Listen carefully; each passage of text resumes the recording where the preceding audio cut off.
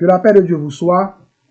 Amen. C'est une grâce pour moi ce soir d'être avec vous pour partager la parole de Dieu. J'ai dit merci à Dieu et à toute l'Église pour ce grand privilège. Sans plus tarder, je vais lire pour vous dans l'Épître aux Romains, chapitre 10, le verset 9, qui dit « Si tu confesses de ta bouche le Seigneur Jésus, et si tu crois dans ton cœur que Dieu l'a ressuscité des morts, tu seras sauvé. » Ce verset va de pair avec Actes des Apôtres, chapitre 16, le verset 31, qui dit « Crois au Seigneur Jésus, et tu seras sauvé, toi et ta famille. » Que Dieu bénisse cette portion d'écriture pour l'édification de l'âme de chacun de vous. Amen. Et le titre de ma prédication est « La croyance en Dieu suffit-elle pour obtenir le salut ?» Il y a des centaines, des milliers de prédications qui vont dans ce sens. Des prédicateurs qui disent « Si une personne croit au Seigneur Jésus, même quand cette personne tombe dans l'homosexualité, mène une vie sexuelle dépravée, ou qu'elle se donne la mort ou se suicider, même sans la repentance, aucun de ses péchés ne pourrait lui empêcher d'avoir son salut. On va monter la barre un peu plus haute ce soir, tout en restant professionnel. À l'aide de Dieu, on va essayer de faire la lumière sur ce point noir une fois pour toutes. Pour cela, j'aimerais que vous restiez branchés avec moi du début jusqu'à la fin, si c'est possible. Merci d'avance de votre collaboration. La vie éternelle est un don de Dieu et non quelque chose que nous méritons ou que nous pouvons gagner. Mais Dieu établit-il des conditions afin de recevoir ce cadeau? Donc, le salut est un cadeau de Dieu que nous ne méritons pas. Personne ne peut se vanter d'avoir mérité le don de la vie éternelle.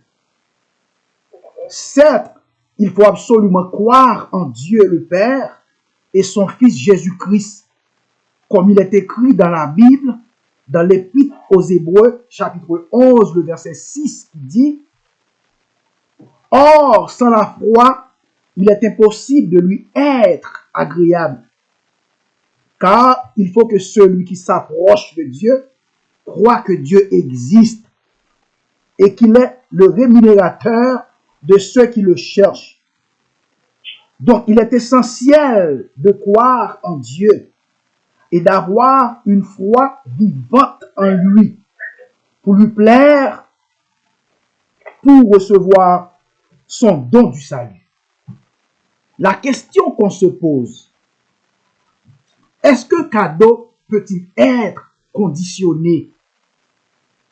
Logiquement, si nous devons faire quelque chose pour recevoir un don, comment cela peut-il être considéré comme un cadeau? Par analogie, il y a un homme de Dieu, c'est le pasteur Ashley, qui a dit quelque chose à ce sujet que j'aime beaucoup. Je vais prêter son exemple ce soir pour illustrer mes affaires.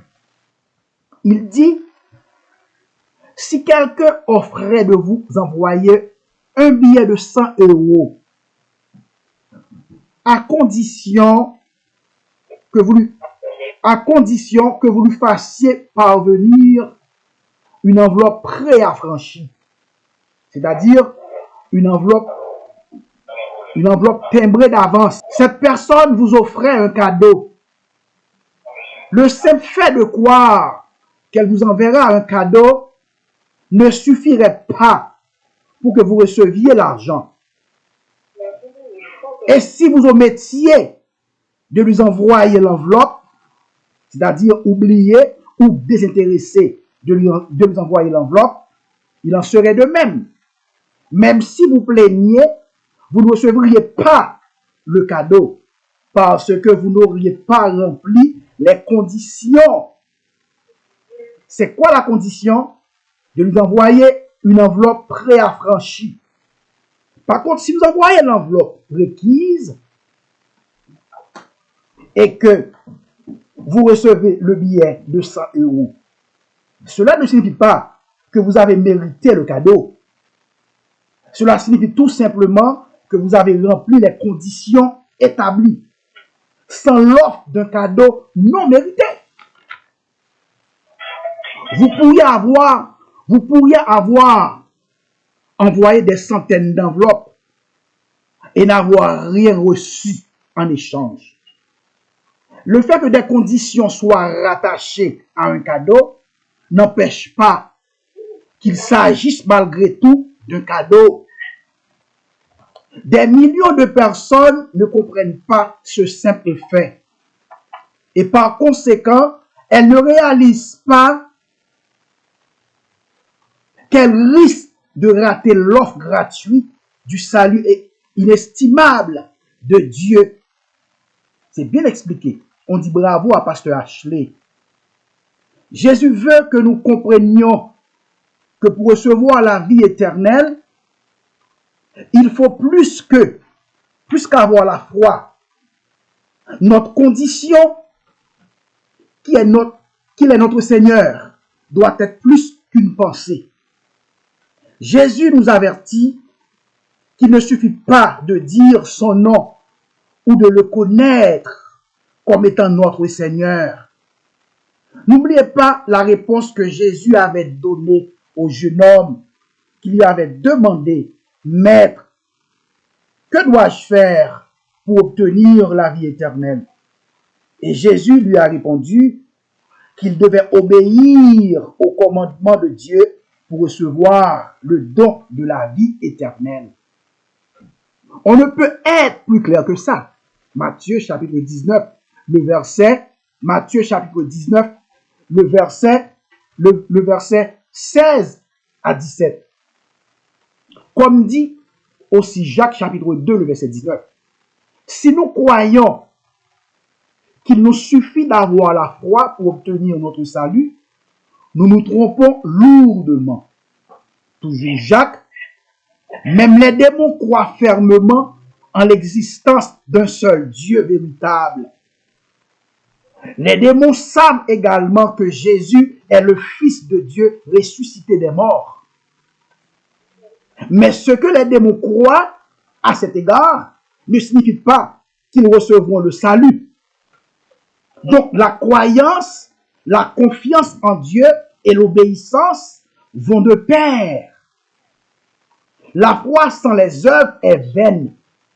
Abraham ne fut-il pas justifié par les œuvres lorsqu'il offrit Isaac sur l'autel? Comme on peut le constater, que la foi agissait avec ses œuvres et que par les œuvres, la foi fut rendue parfaite. Jacques chapitre 2, le verset 20 à 22. Oui, le salut est gratuit, mais il a coûté cher. Jésus paya de sa propre vie pour la vie dont Dieu nous fait cadeau. Donc, en retour, Dieu s'attend à ce que nous lui faisons cadeau aussi notre vie. Comme l'affirme Luc chapitre 14, le verset 26 à 27, qui dit: si quelqu'un vient à moi sans me préférer à son père, à sa mère, à sa sœur, à ses enfants, à ses frères et même à sa propre vie, il ne peut être mon disciple. Et quiconque ne porte pas sa croix, ne me suit pas, ne peut être mon disciple. La croyance en Dieu suffit-elle pour obtenir le salut? Sans grand débat, la réponse est non. La parole fixe certaines conditions pour nous. Hébreux 2, le verset 3. Assurons-nous de ne pas négliger un si grand salut. Il n'est pas suffisant de croire pour pouvoir être sauvé. Encore faut-il croire la bonne chose. Nos croyances peuvent comporter un certain nombre d'erreurs, qui ne compromettent pas automatiquement le salut. Romains 14, le verset 5, Philippiens 3, le verset 15 à 16.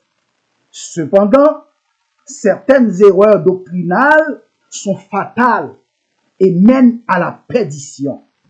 Galates chapitre 1er, le verset 6 à 9, qui dit « Je m'étonne que vous vous détourniez si promptement de celui qui vous a appelé à un autre évangile, le verset 7.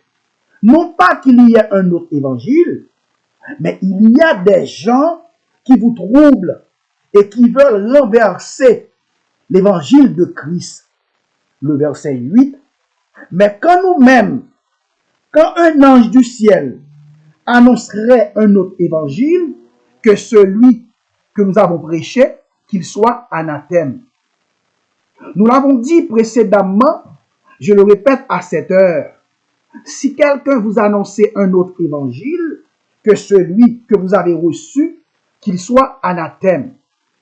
Maintenant, dans 2 Jean, chapitre 7, le verset 8 à 10, qui dit « Maintenant, prenez garde à vous-même, afin que vous ne perdiez pas le fruit de votre travail, mais que vous receviez une pleine récompense. » Le verset 9. Quiconque va plus loin et ne demeure pas dans la doctrine de Christ n'a point Dieu. Celui qui demeure dans cette doctrine a le Père et le Fils. Le verset 10. Si quelqu'un vient à vous et n'apporte pas cette doctrine, ne le recevez pas et ne lui dites pas salut. Notez bien, la foi n'est donc pas simplement une persuasion positive et mentale des vérités concernant Dieu et le salut, mais elle est une réponse personnelle et appropriée envers ces vérités. Notez bien, même si la foi n'est pas une œuvre en soi, mais elle produit toujours une réponse sous la forme d'œuvre. Hébreux chapitre 11, Jacques chapitre 2, le verset 17 à 26. Croire à l'existence de Dieu ou au miracle ou encore à une vie après la mort n'est pas la foi qui donne le salut. Mais la foi qui donne la vie éternelle est celle qui a Jésus pour objet et qui exerce une confiance personnelle en lui pour son propre salut. Vous devez croire en lui comme votre sauveur, qui est mort pour vos péchés et ressuscité pour votre justification. Dans la croyance générale, il y a 3 degrés. Il y a l'opinion, la foi, il y a la science. Mais ce soir, on va parler seulement de la croyance religieuse. Qui dit la croyance religieuse, dit le credo. Qui dit le credo, dit la foi. Qui dit la foi, dit la conviction religieuse. Il y a une différence entre la foi et la croyance. Donc, la foi et la croyance sont 2 concepts distincts, mais assez proches. La foi est une ferme assurance des choses qu'on espère, une démonstration de celles qu'on ne voit pas. Hébreux chapitre 11, le verset 1er. La foi est le courage de vivre. La foi doit résister même à l'épreuve de la mort. Donc la foi est un sentiment, mais non une pensée. Exemple de la foi ferme, c'est la foi de Job. Job croyait que tout ce qu'il avait venait de Dieu et qu'il a souffert de malheur et il ne se plaignait pas et ni maudit pas son Dieu. Deuxième exemple de la foi ferme, c'est la foi d'Abraham. Quand Dieu lui a demandé d'offrir Isaac, il a obéi inconditionnellement à Dieu. même s'il a dû endurer la peine de la séparation d'avec un être cher. Ce n'est pas sans raison qu'Abraham est connu comme le père de la foi. Donc la foi d'Abraham avait manifesté sous la forme d'œuvres et il était prêt à passer à l'acte. Vous connaissez l'histoire aussi bien que moi. Troisième exemple de la foi ferme, c'est la foi de la prostituée Rahab. Dans la Bible, la prostitution est un symbole d'idolâtrie. Les prophètes accusent Israël de se prostituer avec d'autres dieux. Pourtant, on verra que Rahab deviendra un symbole de foi. Alors que chez les espions, il y avait un grand manque de foi, à l'exception de Josué et de Caleb. Rahab avait mis sa vie en péril pour cacher ses invités. Josué chapitre 1er, le verset 2 à 5. Rahab, la prostituée, propose une négociation avec les espions israélites. Par la foi, elle sait que l'invasion arrive et qu'elle demande que sa famille soit sauvée de l'attaque des Israélites, puisqu'elle vient de sauver la vie des deux espions. Notez bien, Rahab ne propose pas juste un pacte, mais plutôt elle avait fait une alliance avec des liens religieux basés sur la foi juive. En théorie, les Israélites ne doivent pas conclure d'alliance avec les Cananéens. Deutéronome 7, le verset 15. Lors de cette alliance, Rahab fait une confession de foi israélite, disant que le Seigneur Yahweh vous a donné le pays. Josué 2, le verset 1 à 5. Non seulement elle connaît le nom du Dieu d'Israël, mais en plus elle parle comme si le don de Canaan est déjà un fait accompli. Elle va jusqu'à affirmer que le Seigneur Yahweh est Dieu au ciel et sur la terre. L'histoire de Rahab, la prostituée, elle est passée dans l'histoire comme une prostituée. Toutefois, on appréciera qu'elle était hospitalière et fervente. Dans sa foi, moi personnellement, j'aime beaucoup cette madame. Elle est très intelligente. Savez-vous que Rahab, la prostituée, est l'arrière-grand-mère de Jésus notre roi? L'histoire de Rahab montre clairement qu'elle était une fille de joie et modèle de foi. Donc Josué dit aux deux hommes qu'il avait envoyés pour explorer le pays de Canaan, allez à la maison de Rahab, faites-la sortir de là avec les siens, comme vous lui avez juré. Les deux hommes allèrent et firent sortir Rahab, sa mère, ses frères, ses biens et toute sa parenté. Josué chapitre 6, le verset 22 à 23. C'est de cette œuvre que l'apôtre Jacques parle dans Jacques chapitre 2, le verset 24. Dans ce verset, il voulait montrer que sans les œuvres, que la foi est inutile, non seulement dans cette vie et dans la prochaine.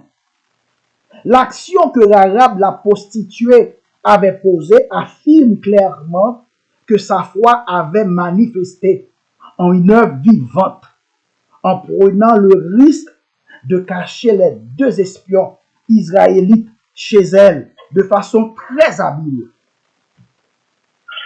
Croire à l'existence de Dieu ne veut pas dire que vous êtes un disciple de Dieu. Souvent, on entend des paroles de ce genre, que je crois en Dieu. Croire que Dieu existe ne va pas impressionner ni ravir Dieu en affirmant son existence. Ça ne veut rien dire.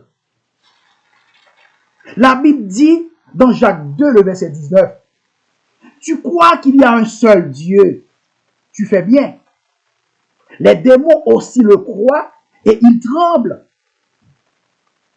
Être sauvé, ce n'est pas croire à certains faits concernant Jésus, mais plutôt entrer dans une relation vivante avec lui.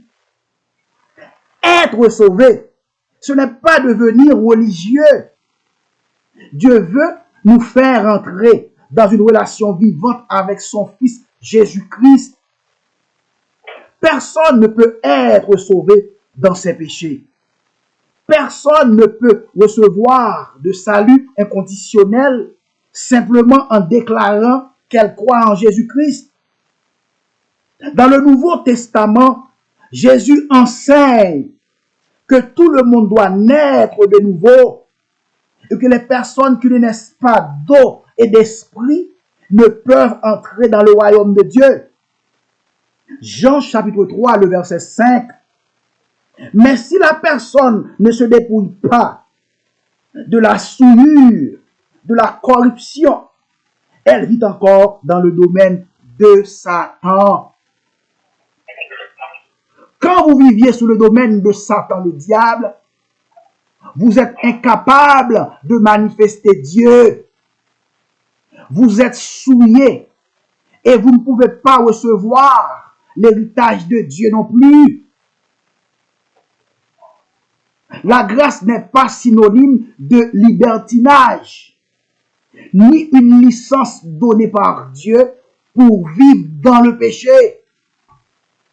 Beaucoup de prédicateurs qui prêchent sur ce sujet me donnent l'impression, le fait d'être sous la grâce, même quand une personne vit dans le péché, ça ne lui empêche pas d'être sauvé. C'est faux! Tout homme est sauvé par la grâce et par le moyen de la foi. Je suis d'accord. Aucun homme ne sera sauvé par les œuvres, seulement par la grâce. Éphésiens 2, le verset 9, je suis d'accord. Mais cette grâce nous enseigne aussi à renoncer au péché, à l'impiété et au convoitisme mondain et à vivre dans le siècle présent selon la sagesse, la justice et la piété. Tite chapitre 2, le verset 12. C'est-à-dire renoncer au mensonge, à cette vie de débauche, à la médisance, au plaisir de la chair et à l'amour du monde. C'est ce que la grâce de Dieu nous enseigne. Donc un chrétien ne doit plus vivre selon le plaisir de ce monde. Le chrétien ne vit plus pour lui, car c'est Christ qui vit en lui. Sa vie est consacrée à Dieu et il doit marcher dans la consécration avec son Dieu. Romains chapitre 6, le verset 1 à 2. Le verset premier qui dit, que dirions-nous donc? Demeurions-nous dans le péché afin que la grâce abonde? Parce que la Bible dit, là où le péché abonde, la grâce surabonde. Le verset 2, toujours au Romains chapitre 6. Eh mon frère, attention, loin de là, nous qui sommes morts au péché, comment vivons-nous encore dans le péché? Mort dans le péché veut dire, quand Christ était mort à la croix, nous étions avec lui. C'est-à-dire, notre vieille nature était crucifiée avec lui à la croix. Une fois ressuscités des morts, nous aussi nous sommes ressuscités afin que nous puissions vivre en nouveauté de vie. 2 Corinthiens 5, le verset 17. Jésus est mort à cause de nos péchés. Il est mort avec nos péchés.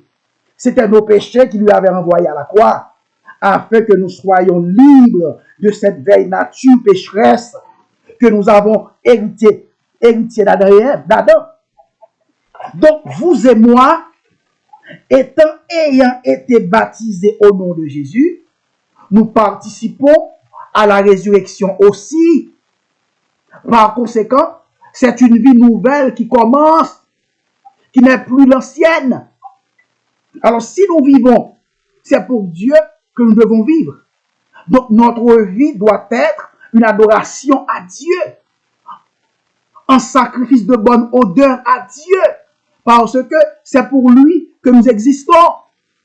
Donc la grâce n'est pas le libertinage. Au contraire, la grâce nous confère le pouvoir de dominer sur le péché. Comme dit John MacArthur dans son ouvrage intitulé La sanctification. Dans une petite partie de son livre, il parle de la correction. Il dit que la grâce ne nous discipline pas seulement pour nous induire à la sainteté. Elle nous apprend également à renoncer au péché et elle nous incite à espérer le retour du Christ. Jude chapitre 1er, le verset 1 à 4,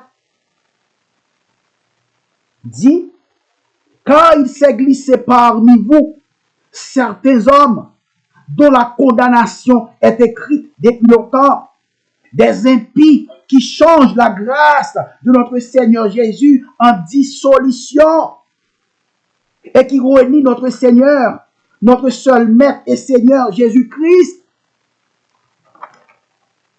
Le verset 4 de Jude chapitre 1 nous met en garde contre les faux docteurs, les faux enseignants qui enseignent le fait de pécher beaucoup ou peu n'a aucune importance, étant donné que la grâce de Dieu est suffisante pour purifier le pécheur. Ce que j'ai à dire que le chrétien peut faire tout ce qu'il veut. Ces faux docteurs, qu'est-ce qu'ils font de Romains chapitre 6, le verset 1 à 2 et 2 Pierre 3, le verset 16. Personne ne peut être sauvé sans la repentance. Se repentir, ce n'est pas seulement regretter nos péchés. Un prisonnier pourrait regretter d'avoir à souffrir pour ses crimes. Mais s'il était libéré, il retournerait à ses mauvaises habitudes. Le terme repentir dans la Bible, cela donne l'idée d'un changement d'attitude, d'un changement d'esprit, d'un changement de parcours et de mode de vie. La repentance est le fait de se détourner du péché. Le roi David en est un bon exemple. En un mot, devenir chrétien, c'est de mener une vie de repentance. Par conséquent, aimer Jésus et puis ne s'être pas engagé au reste, c'est-à-dire à l'obéissance, à la parole, à la sainteté, ne veut rien dire. Alors il faut considérer la grâce comme étant précieuse et notre désir comme étant peu important. Aucune personne souillée ne peut entrer dans le royaume de Dieu sans se repentir.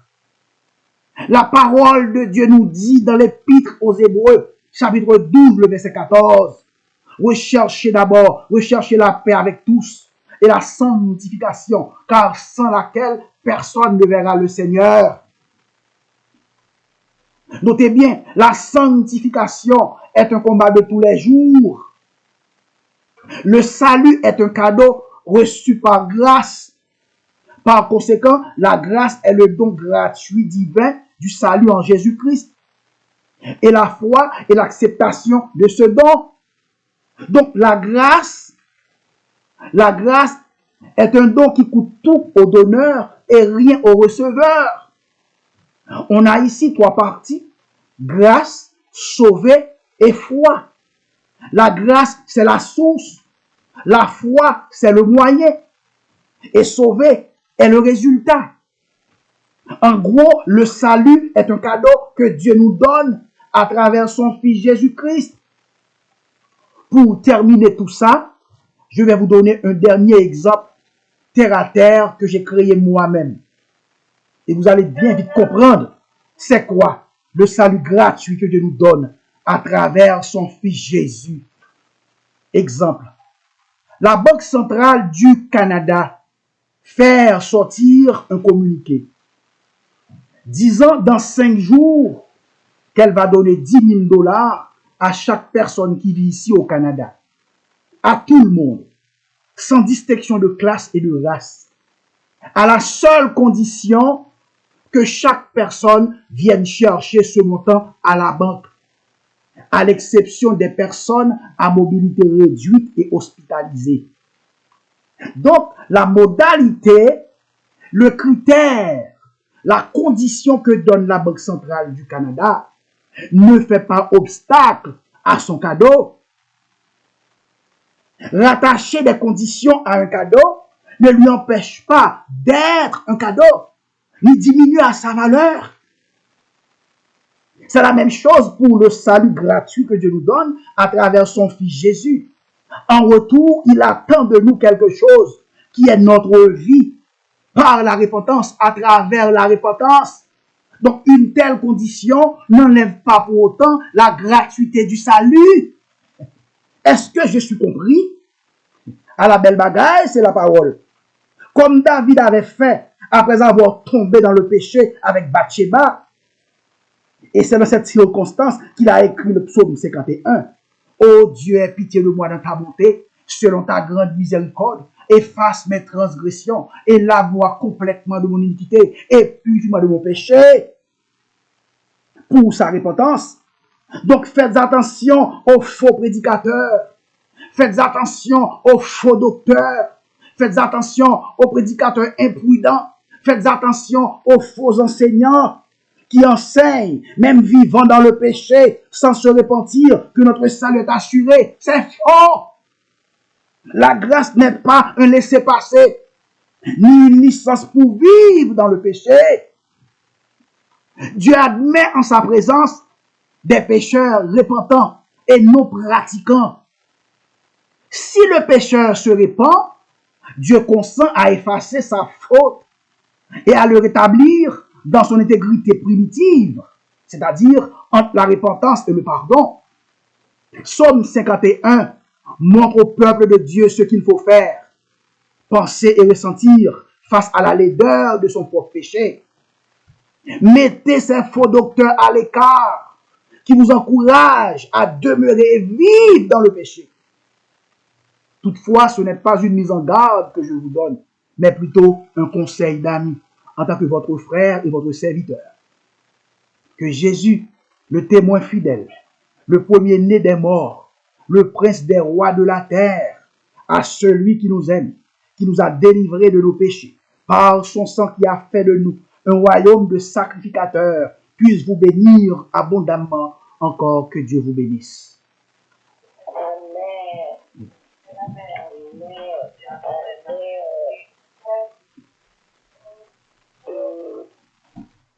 Amen.